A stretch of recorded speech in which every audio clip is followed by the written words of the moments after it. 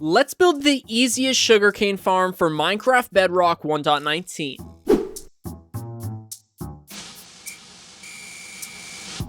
The first thing I'm going to have you guys do is find a place to build this sugarcane farm, and I recommend building it somewhere inside of your base or somewhere you're loaded in often. That way you get the maximum reward for building it, because this farm does have to be loaded inside of chunks in order for it to work.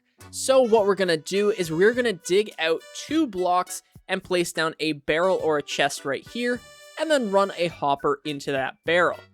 From there, we're going to place down a rail on top of the hopper, and then we're going to go over by 4 with the normal rails.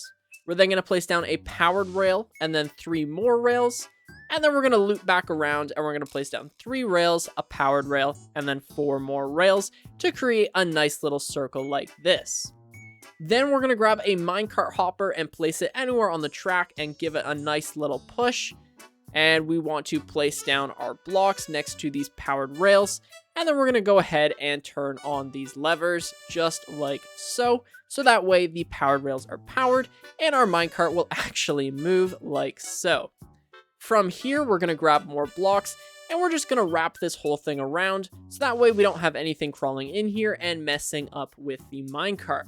So we want to build a case all the way around our track, except for where the barrel is right here. You want that open, or if you do want to cover it just to make it look flush, then you can break this block so you still have access to the barrel.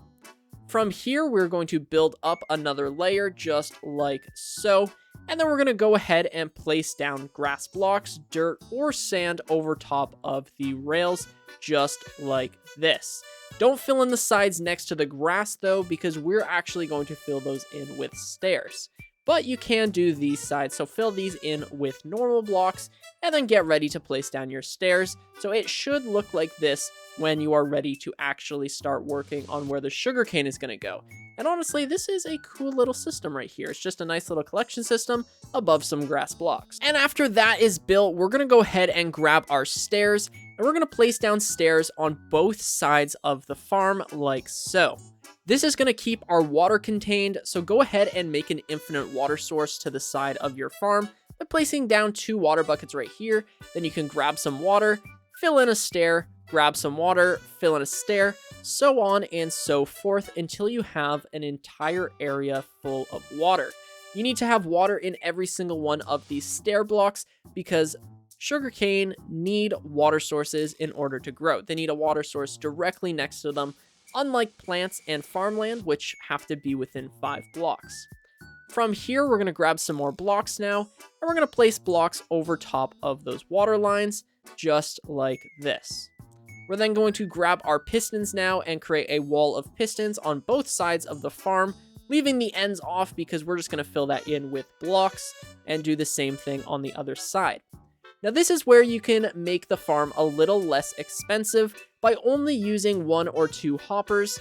However, if you want the farm to work at maximum efficiency, then I recommend placing down hoppers over top of all the pistons. I'll show you the different ways that it works on both sides of the farm, but it goes as followed. On this side, we're going to do the same thing. We're just going to place down some blocks, and then we're going to run a redstone line right here. So on this side, what's going to happen is anytime a sugarcane grows up, it is going to get knocked over by the pistons, and no matter where the sugarcane is grown, it is going to get knocked off. And again, you can see our collection system at work. However, here, it doesn't matter for these pistons, these 7 pistons.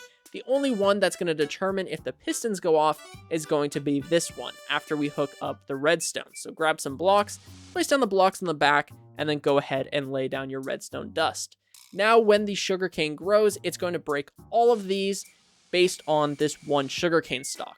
So if you have the quartz to spare, I highly recommend using the observer design where every single sugarcane has its own observer.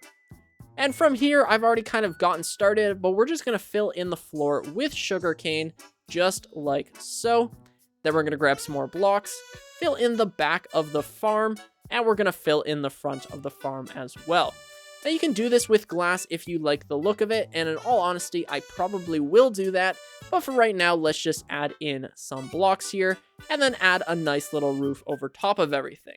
And the reason we're doing this is because we don't want any sugarcane to be kicked out of the system be flung on top of the observers like you saw earlier. We want all of it to end up inside of our collection system right here.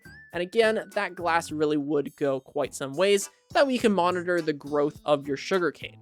You can also have this at floor level, so if you wanted this to be the floor of your base and you can walk past it, that would be pretty cool too, and then just have a way to get down into the collection system. But that is pretty much the entire farm done. I went ahead and created a little mock-up of what a base would look like, or how you would use this in a base. So right here, I've got a little sandstone floor. It's in level with the actual sugarcane.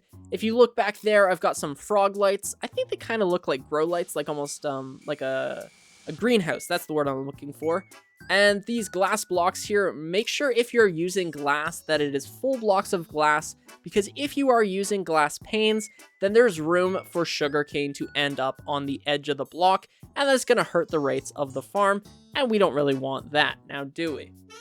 And you might see here we've got a trap door, so if we actually go ahead and open up this trap door and go down the scaffolding, you can see this is where the barrel is, so this is where all of the collection is going to happen. And then you can just come up back through the scaffolding and close the trap door. Now this is how I see the farm being placed inside of a base. Obviously everyone's bases are different and you can do tons of cool things with this farm.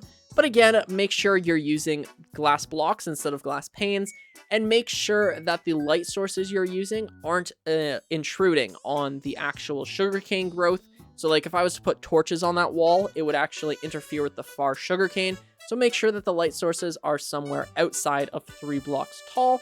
But yeah, that is pretty much it. It's important to note that this farm does take quite some time, so it's really good for AFKing or just having run passively as you play the game. If it's in your base, maybe you're sorting your items and this is going, that's the best way for this farm to work. It's not super fast. If you do want a fast sugarcane farm that uses bone meal, I will leave a link in the description to that video. However, this is really good just as a passive sugarcane source. So just be cautious of that, and I hope you guys get plenty of sugarcane. All right, that is going to do it for today's video. Just really quickly, though, I want to talk to you guys about my life, because currently I am in exam season. I have plenty of schoolwork to keep me busy. My exams don't end until like a week and a half from now.